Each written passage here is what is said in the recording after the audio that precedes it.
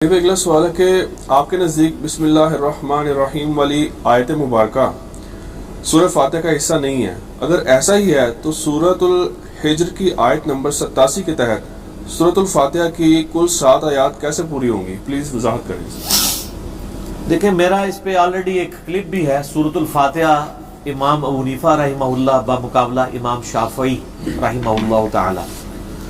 میرے نزدیک یہ جو ائمہ میں اختلاف ہے سورہ فاتحہ کی 7 آیات کے حوالے سے، اس میں امام ابو حنیفہ رحمہ اللہ تعالیٰ کا موقف مضبوط ہے، اس لیے کہ وہ قرآن و حدیث سے سپورٹیو ہے۔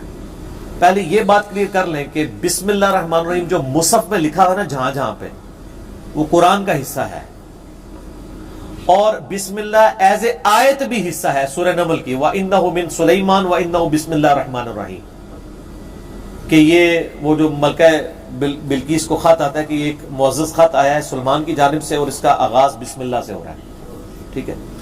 بسم اللہ قرآن کی آیت بھی ہے، باقی جو سورتوں کے اوپر بسم اللہ لکھی ہوئی ہے نا، اس پہ تو امت کا اتفاق ہے کہ سورہ فاتحہ کے علاوہ جتنی بسم اللہ لکھی ہوئی ہے نا، قرآن کا حصہ ضرور ہے لیکن سورتوں کا حصہ نہیں، بلکہ فصل کرنے کے لیے سورتوں میں، سوائے سورہ توبہ کے۔ سورہ توبہ میں بسم اللہ نہیں تھی لیکن 114 بسم اللہ پوری ہیں، کیونکہ سورہ نمل میں 2 دفعہ بسم اللہ آ گئی ہے، ایک دفعہ سٹارٹ میں حصے کے طور پہ نہیں، فصل کے لیے، اور اس کے اندر بھی آ گئی، سورہ توبہ کے سٹارٹ میں نہیں۔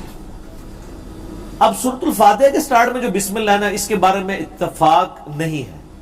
اہل تشیع کا یہ موقف ہے کہ یہ بسم اللہ سورہ فاتحہ کا حصہ ہے، اس لیے آپ شیعہ کا قرآن اگر دیکھیں گے نا پرنٹ ہوا ہوا، تو وہ پہلے نمبر آیت بسم اللہ کو انہوں نے کیا ہوتا ہے۔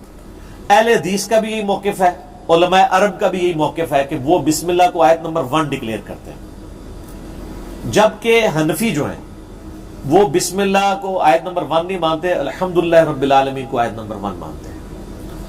اور پھر وہ 7 کیسے پوری ہوتی ہیں؟ وہ غیر المغضوب علیہم ولا الضالین، اس کو 7ویں آیت مانتے ہیں، اور صراط الذین انعمت علیہم اس کو 6ویں آیت مانتے ہیں، جبکہ جو دوسرے لوگ ہیں نا یہ پوری ایک آیت مانتے ہیں، صراط الذین انعمت علیہم غیر المغضوب علیہم ولا الضالین، یہ پوری لمبی سی، تو اس لیے گنتی دونوں کی ساتھ پوری ہو رہی ہے۔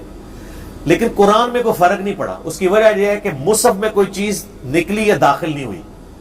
اگر کوئی بسم اللہ کو آیت مانے فاتحہ کے حصے کے طور پہ، تب بھی وہ قرآن کا حصہ مان رہا ہے، اور اگر کوئی کہتا ہے یہ فاتحہ کا حصہ نہیں ویسے قرآن کا حصہ ہے، تب بھی قرآن تو ڈاؤٹ فل نہ ہوا۔ میں کیوں کہتا ہوں کہ بسم اللہ الرحمن الرحیم قرآن کا حصہ ہے لیکن سورہ فاتحہ کا حصہ نہیں ہے؟ اس کے پیچھے ایک ریزن ہے، اور وہ بخاری مسلم کی احادیث ہیں جو اسے سپورٹیو ہے۔ پہلی تو حدیث ہے، وہ صحیح بخاری میں حدیث ہے، ایک صحابی کہتے ہیں کہ نبی علیہ السلام نے مجھے بلوایا آواز دے کر، تو میں نے حاضر ہونے میں تھوڑی سی تاخیر کر دی، تو نبی علیہ السلام نے کہا کہ تم دیر سے کیوں آئے؟ تو میں نے عرض کیا حضور میں نماز پڑھ رہا تھا صلی اللہ علیہ وآلہ وسلم۔ آپ صلی اللہ علیہ وآلہ وسلم نے فرمایا کیا تم نے قرآن کی آیت نہیں سنی ہوئی ہے سورہ انفال میں کہ اے ایمان والو جب اللہ اور اس کا رسول بلائیں تو فوراً حاضر ہو جایا کرو؟ یہ صرف نبی علیہ السلام کا پروٹوکول ہے کہ آپ فرض نماز بھی پڑھ رہے ہوں گے نا، تو وہیں سے نماز کو چھوڑ کے، توڑ کے نہیں سر، ٹوٹتی نہیں ہے وہ، کیونکہ آپ اللہ کے ایک حکم سے دوسرے حکم کی طرف جا رہے ہیں۔ رسول اللہ کا بلانا اللہ ہی کا بلانا ہے، من یطیع الرسول فقد اطاع اللہ، چاہے اپنے ذاتی کام سے بھی بلائیں تب بھی وہ اللہ کا بلانا ہے۔ باقی یہ جو کہانیاں کرائی ہیں نا کہ ماں بلائے اور توڑ دو، یہ ساری کہانیاں ہی ہیں، یہ لوگوں نے بنائی ہوئی کہانیاں۔ ہاں نفلی نماز کیا، فرض نماز بھی مجبوراً اگر کسی کی زندگی موت کی کشمکش بن گئی ہے، گھر میں آگ لگ گئی ہے، تو ویسے تو توڑ سکتے ہیں، وہ ٹوٹنی ہوگی۔ نبی علیہ السلام بلائیں گے تو وہ نماز میں وقفہ آئے گا، واپس آ کے وہیں سے نماز شروع کر لیں۔ تو نبی علیہ السلام فرمایا تم نے یہ سنا نہیں تھا، تمہیں آنا چاہیے تھا بس۔ اب نبی علیہ السلام کی ایک عادت تھی کہ آپ جب کسی کو کوئی ڈانٹ دیتے تھے نا، ساتھ ایک گفٹ بھی کر دیتے تھے۔ آپ فرمایا میں مسجد سے نہیں نکلوں گا جب تک کہ میں تمہیں قرآن کی سب سے عظیم سورت نہ سکھا دوں، نمبر 1 سورت قرآن کی، جیسے صحیح مسلم میں آتا ہے کہ قرآن کی نمبر 1 آیت ہے آیت الکرسی، سورہ بقرہ آیت نمبر 255، اللہ لا الہ الا هو الحی القیوم۔ قرآن کی نمبر 1 سورت کون سی ہے؟ आजम सूरत, आजम कहते हैं सबसे बड़ी अजमत वाली। तो कहते हैं नबी अलैहि मस्जिद से निकलने लगे ना, तो मैंने आप इस्लाम का हाथ पकड़ लिया, मैंने कहा या रसूल अपना वादा पूरा करें। तो आपने फरमाया कि वो सूरत है अल्हम्दुलिल्लाह रब्बिल आलमीन। ये बड़ा अच्छा मौका था कि आप अलैहिस्सलाम सूरत तालीम फरमाते हुए कहते हैं कि वो सूरत है बिस्मिल्लाहिर रहमानिर रहीम अल्हम्दुलिल्लाह रब्बिल आलमीन। मसलन अगर आप मुझे कहेंगे कि जी सूरह मुल्क कौन सी है, तो मैं आपसे ये तो नहीं कहूंगा बिस्मिल्लाहिर रहमानिर रहीम तबारकल्लज़ी बियदिहिल मुल्क, मैं आपको कहूंगा सूरह मुल्क है तबारकल्लज़ी बियदिहिल मुल्क।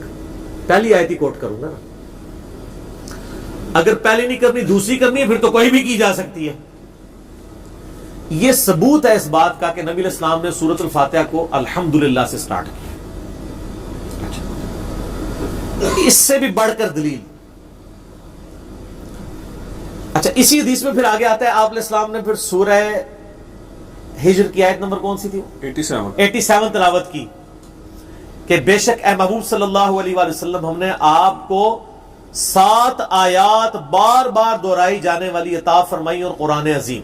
और फिर आपने फरमाया ये 7 आयात बार बार दोहराई जाने वाली ये हैं अल्हम्दुलिल्लाह रब्बिल आलमीन। बिस्मिल्लाह से नहीं स्टार्ट किया।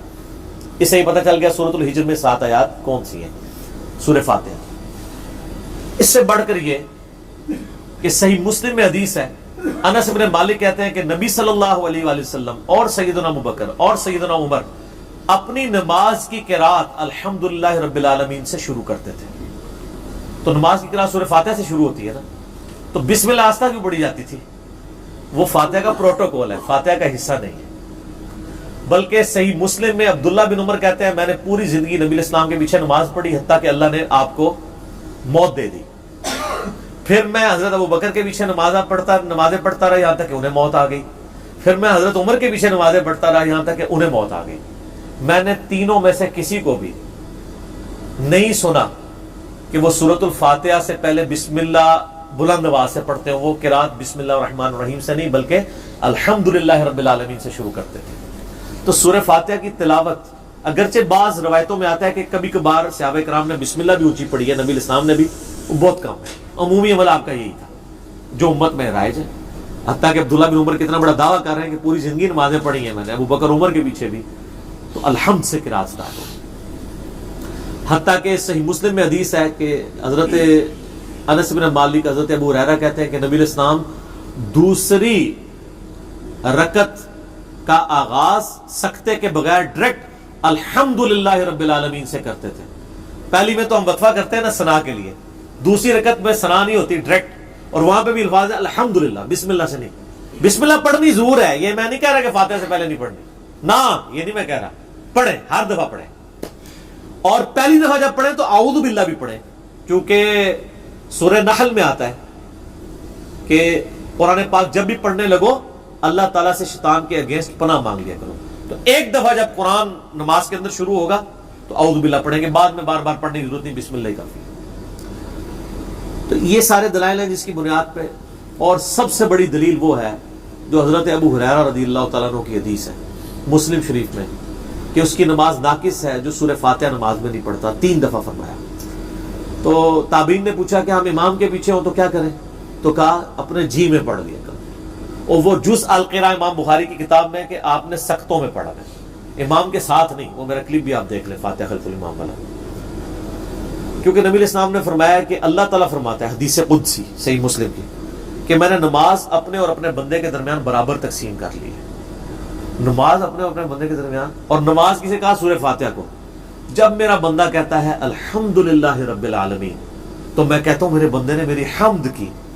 अच्छा, ये वाली हदीस आपको शिया के हामी मिलेगी।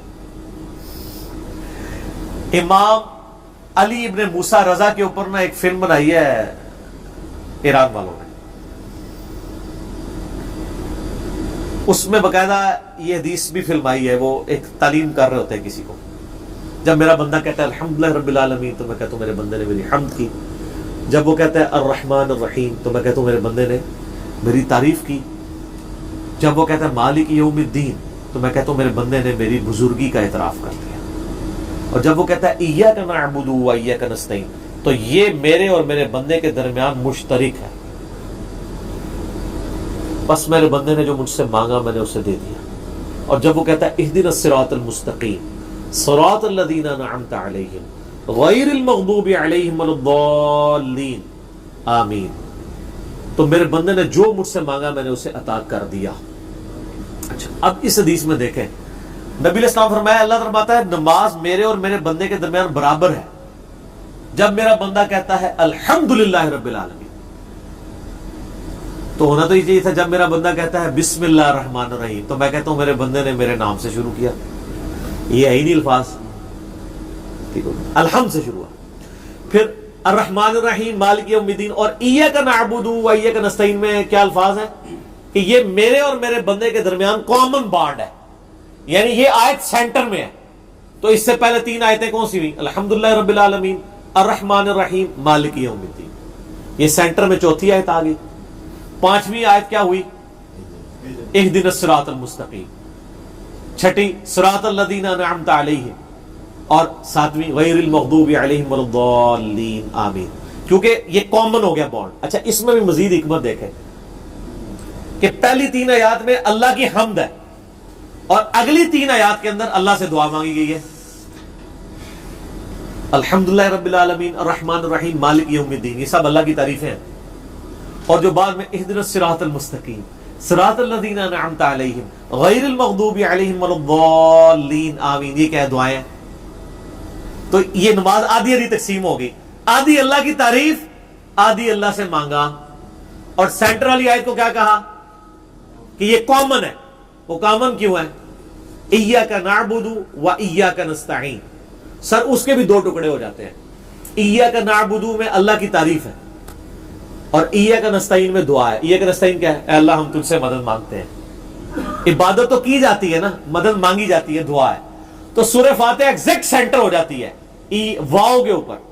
ایاک نعبد و ایاک نستعین، یہ جو درمیان والی واو ہے نا، اگر آپ اس کو ادھر کر لیں تو 3.5 آیات اس طرف 3.5 اس طرف ہو جاتی ہے.